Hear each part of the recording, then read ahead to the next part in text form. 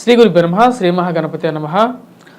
కుంభరాశి వారికి ఈ యొక్క జూన్ నెలలో ఎలా ఉండబోతుందనేది చూద్దాం.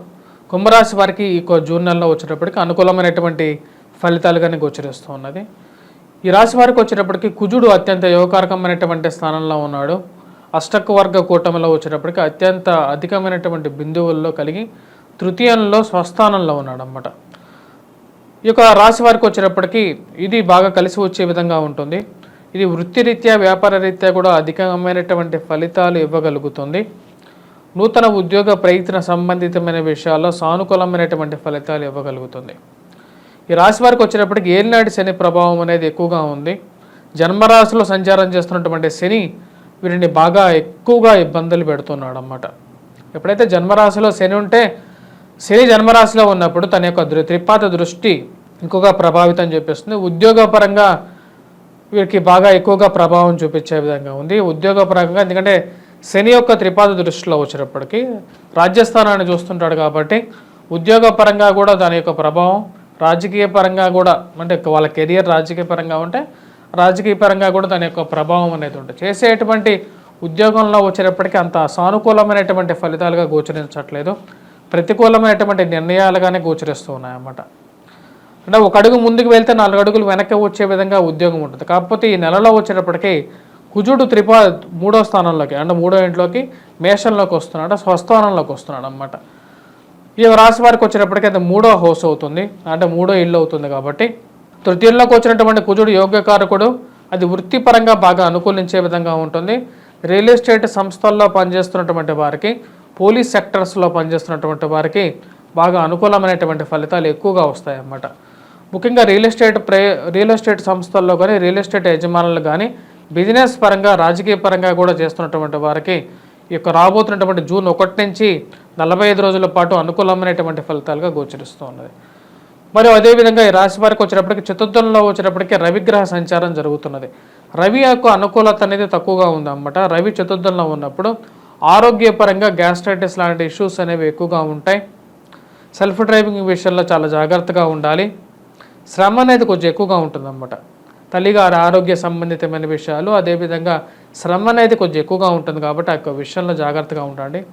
కుజుడు యొక్క అనుకూలత రీత్యా వచ్చేటప్పటికి రాశి వారికి పోటీ పరీక్షల కోసం ప్రిపేర్ అవుతున్నటువంటి విద్యార్థులు, గ్రూప్స్ కానీ, సివిల్స్ కానీ, ప్రిలిమ్స్ కానీ, యూపీఎస్సీ ఎగ్జామ్స్ కానీ, లేకుండా ఉంటే ఐఐటి, జిప్మర్, నైపర్ ఇలాంటి ఎగ్జామ్స్ కానీ ఎవరైతే రాస్తున్నారో వారందరికీ మంచి అనుకూలమైనటువంటి ఫలితాలుగా చెప్పచ్చు. రాబోతున్నటువంటి 45 రోజుల పాటు ఆరోగ్యపరంగా కూడా కొంచెం అనుకూలత అనేది ఎక్కువగా ఉంటుంది. కానీ ఈ రాశి వారికి జన్మరాశిలో ఉన్నటువంటి శని ఎప్పుడైతే జన్మరాశిలో శని సంచారం జరుగుతుంటుందో ఆ యొక్క ప్రభావం అనేది ఆరోగ్యపరంగా ఎక్కువగా బాధించే విధంగా ఉంటుందన్నమాట. ఆరోగ్యపరంగా దీని యొక్క ప్రభావం ఎలా ఉంటుంది అంటే ముఖ్యంగా మానసిక చింత అనేది ఎక్కువగా వెంటాడుతూ ఉంటుంది. బాధ, శోకాతృప్త హృదయం అనేది ఎక్కువగా ఉంటుంది. ఏ బాధ లేకపోయినా సరే ఆ బాధ అనేది టైంకి అలా కూర్చొని ప్రశాంతంగా పేపర్ చదువుకుంటూ కళ్ళు మూసుకున్నా సరే ఏదో ఒక మనసులో మానసిక బాధ వచ్చి ఏడుపు వస్తుంది. ఎందుకంటే శని జన్మరాశిలో ఉన్నప్పుడు అందరికీ జరిగేదే, అది కూడా మీకు ఇప్పుడు జరుగుతున్నది. ఎందుకంటే ప్రతి మనిషి జీవితంలోనూ శని మహర్దశ, శని ఏలినాటి శని ప్రభావం అనేది ప్రతి మనిషి జీవితంలోనూ 2 సార్లు వస్తుంది. కొంతమంది 3 సార్లు కూడా రావడం జరుగుతుంది అన్నమాట. వాళ్ళ యొక్క వాళ్ళ యొక్క గోచార రీత్యా వాళ్ళు పుట్టినటువంటి టైం బట్టేసి కూడా ఒకసారి వస్తుంటుంది. అది మీరు ఇప్పుడు ఎక్స్పీరియన్స్ చేస్తున్నారు, అంతేగాని ఇది మీకు శాశ్వతంగా ఏమి ఉండదు. రాబోతున్నటువంటి సంవత్సరాంతంలో వచ్చేటప్పటికి ఈ యొక్క ఏలినాటి శని ప్రభావం అనేది మార్చికి అంటే 2025 మార్చికి వచ్చేటప్పటికి వీరికి ఏలినాటి శని ప్రభావం కూడా దూరం అవటం అనేది జరుగుతుంది. ఈ యొక్క నెలలో తృతీయంలో ఉన్నటువంటి కుజుడు వచ్చేటప్పటికి యోగ్యకారకుడు, ఇది వృత్తిరీత్యా బాగా అనుకూలంగా ఉంటుంది. పోటీ పరీక్షల కోసం ప్రిపేర్ అవుతున్నటువంటి విద్యార్థులకి, గృహవాహన కొనుగోలు సంబంధితమైన విషయాలకి అంత అనుకూలంగా ఉండదు. కానీ మీరు చేస్తున్నటువంటి వృత్తి వదిలేసేసి, ఎందుకంటే చేస్తున్నటువంటి వృత్తిలో ఎక్కువగా ప్రభావితం ఎవరైతే ఎదుర్కొంటున్నారో కొత్త ఉద్యోగం కొంచెం వెళ్ళాలి అని చెప్పి మీరు చేసేటువంటి ప్రయత్నాల్లో ఒక సానుకూలమైనటువంటి నిర్ణయం, సానుకూలమైనటువంటి ఉద్యోగం అని వెంబటే ఉద్యోగం దొరకడం కూడా కష్టం కదా. ఆ గ్రహస్థితి అనుకూలిస్తుంది. అంటే గ్రహస్థితి రీత్యా వీరికి చేసేటువంటి పనిలో అనుకూలత లేకపోయినా సరే కొత్త ఉద్యోగంలో వచ్చేటప్పటికి వీరికి వెంబడే దొరకటం, ఆ ఉద్యోగంలో స్థిరమైనటువంటి సౌమ్యమైనటువంటి ఉద్యోగంగా ఉంటుంది అని ఒక నమ్మకం వీరికి కలగటం అనేది జరుగుతుందన్నమాట.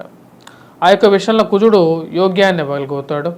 అదేవిధంగా కోర్టు సంబంధితమైనటువంటి ఇష్యూస్ ఎప్పటి నుంచో పెండింగ్లో ఉన్నటువంటి ఇష్యూస్లో ఒక సానుకూలమైనటువంటి మూమెంట్ అనేది పొందడం అనేది జరుగుతుంది.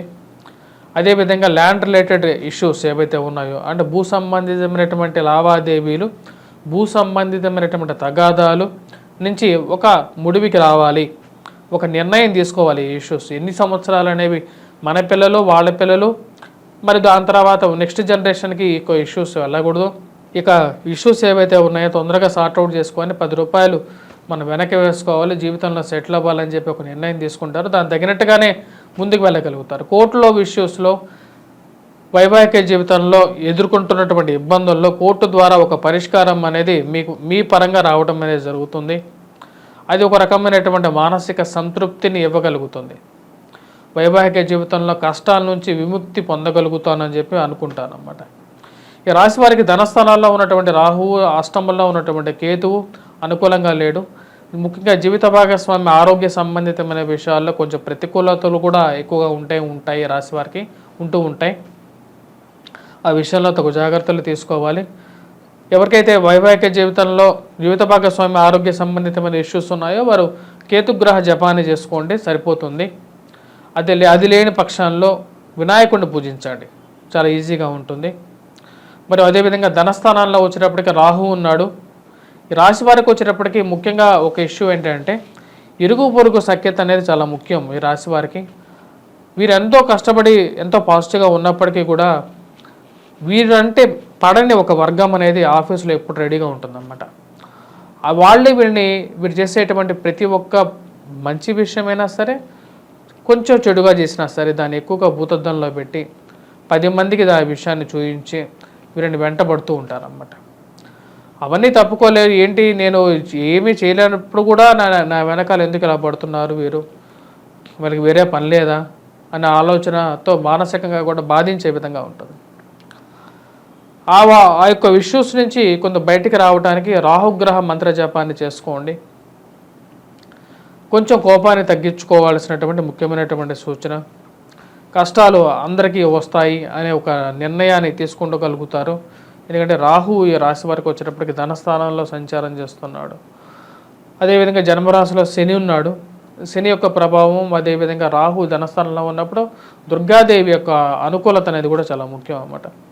రాశి వారు చేసుకోవలసినటువంటి పరిహారాల్లో ముఖ్యమైనది వచ్చేటప్పటికి రాహుగ్రహ మంత్ర జపం చేసుకోండి, ఎందుకంటే దుర్గాదేవిని పూజించండి.